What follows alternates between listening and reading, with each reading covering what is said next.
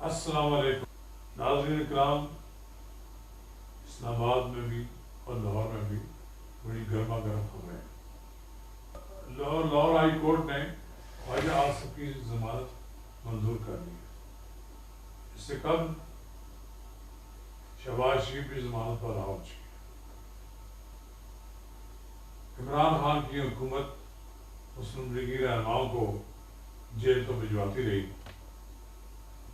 لیکن جیل سے انہیں ہائی کورٹ سے ضمانتیں تو مل رہی ہیں۔ اس وقت صرف سید خورشید شاہ ایک واحد قومی اسمبلی کے رکن ہیں جو تاحال جیل میں۔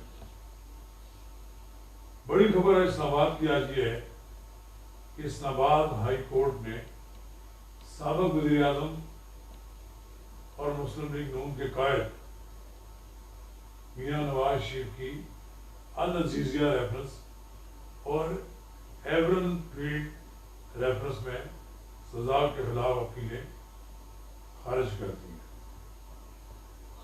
اپیلیں خارج کرنے کی وجہ یہ بتائی گئی ہے کہ چونکہ نواز شریف خود پیش نہیں ہوئے، انہوں نے اپنے آپ کو قانون کے سامنے سرنڈر نہیں کیا، مفرور ہونے کی وجہ سے نواز شریف حق کے سماعت کھو چکے ہیں۔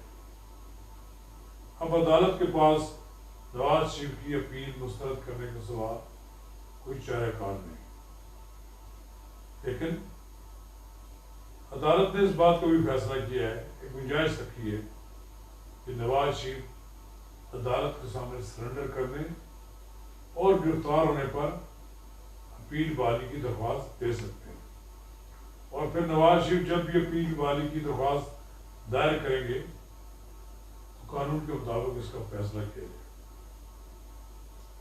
یہ تو رہا اسلام آباد ہائی کورٹ کا فیصلہ۔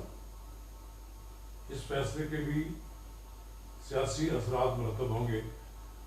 اب اس فیصلے کے علاوہ مریم نواز اور کیپٹن صفدر کے مقدمات کے بارے میں جو فیصلہ ہونا ہے اس کے بارے میں ہائی کورٹ نے فیصلہ محفوظ رکھا ہے، اور جولائی کے اوائل میں اس میں بات کرے، اس بارے میں فیصلہ اپنے محفوظ فیصلے کا اعلان کرے۔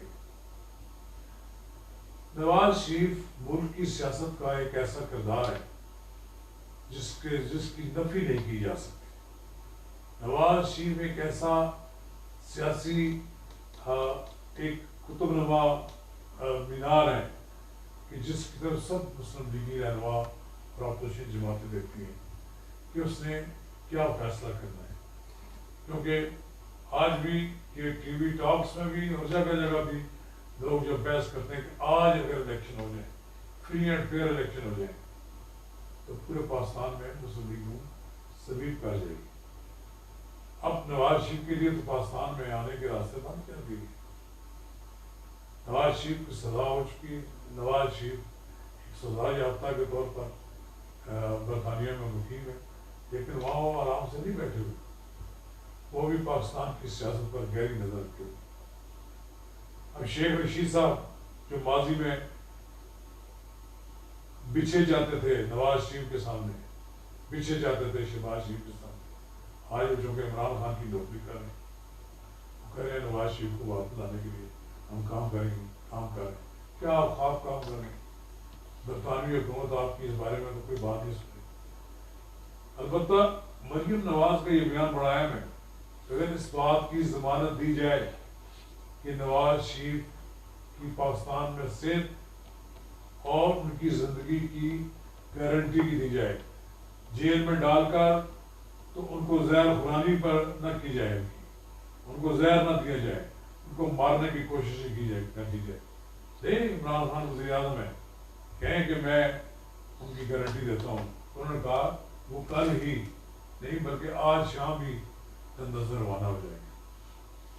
نواز شریف کو سیاست میں ایلیمینیٹ کرنے کے لیے سرگرم عمل تمام قوتیں ناکام ہو چکی ہیں، وہ اب بھی لوگوں کے دلوں میں اسی طرح بستا ہے جیسے وہ پہلے تھا، لیکن یہی میں کہتا ہوں جس طرح ذوالفقار علی بھٹو لوگوں کے دلوں سے محب نہیں ہوا، لیکن صرف اس کی حکومت نے جب پیپلز پارٹی کی آئی تو انہوں نے ذوالفقار علی بھٹو کو کی پارٹی کو کہیں کا نام نظر دیا گیا، لیکن نواز شریف کی پارٹی نے جو کام کیے ہیں وہ آج لوگوں کے دلوں میں ہیں۔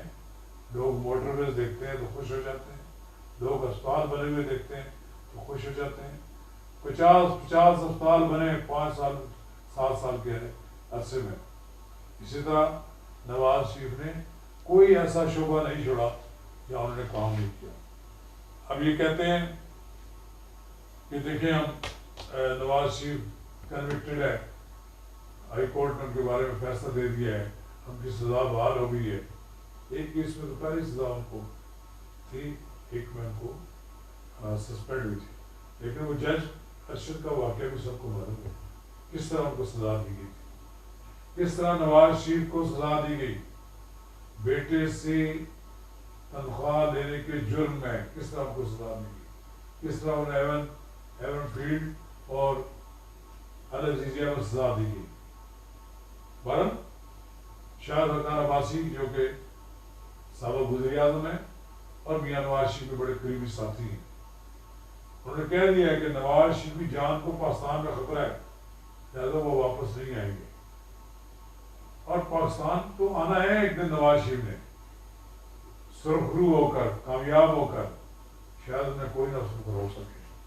چوتھی بار انہوں نے وزیر اعظم ہی بننا ہے، اس کو کون روک دے گا؟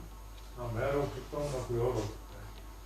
یہ جو الیکٹرانک ووٹنگ کے ذریعے ایک جال سازی کا بڑا پلان بنایا گیا ہے، جس سے نواز شریف کی پارٹی کو روکنے کا ایک سازش کی جائے گی، لیکن میں یہ سمجھتا ہوں تمام سازشیں ناکام ہوگی۔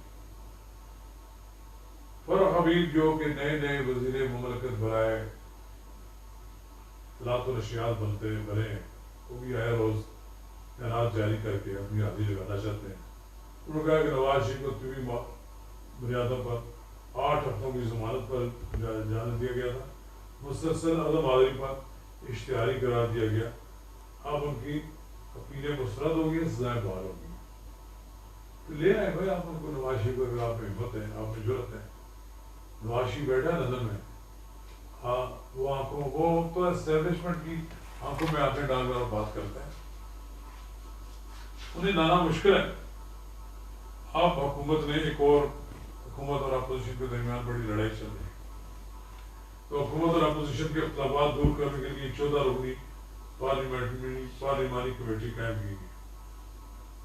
پتہ نہیں اب دیکھتے ہیں اس میں اپوزیشن وہاں بیٹھتی بھی کہ نہیں بیٹھتی ہے۔ بہرحال اس میں شاہد حقان عباسی، سردار ایاز صادق، رانا شاہد، ثناء اللہ، شاہدہ اختر علی، نوید قمر، شازیہ مری اور آغا حسن دوج کا اپوزیشن کے رکن ہے۔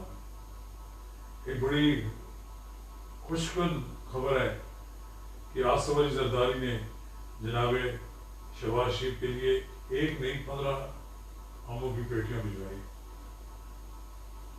میرا خیال یہ ہے کہ سیاستدانوں کے درمیان آموں کی پیٹیوں کا تبادلہ ہونا چاہیے، اس سے ایک دوسرے میں محبت بڑھتی ہے۔ میں آخر میں یہ بات یہ کہوں گا، سینیٹر طلحہ محمود جن کا شمار ملک کے ایک تجربہ کار اور سینئر پارلیمنٹرین میں ہوتا ہے، پچھلے 3 ٹرم سے وہ سینٹ میں آ رہے ہیں۔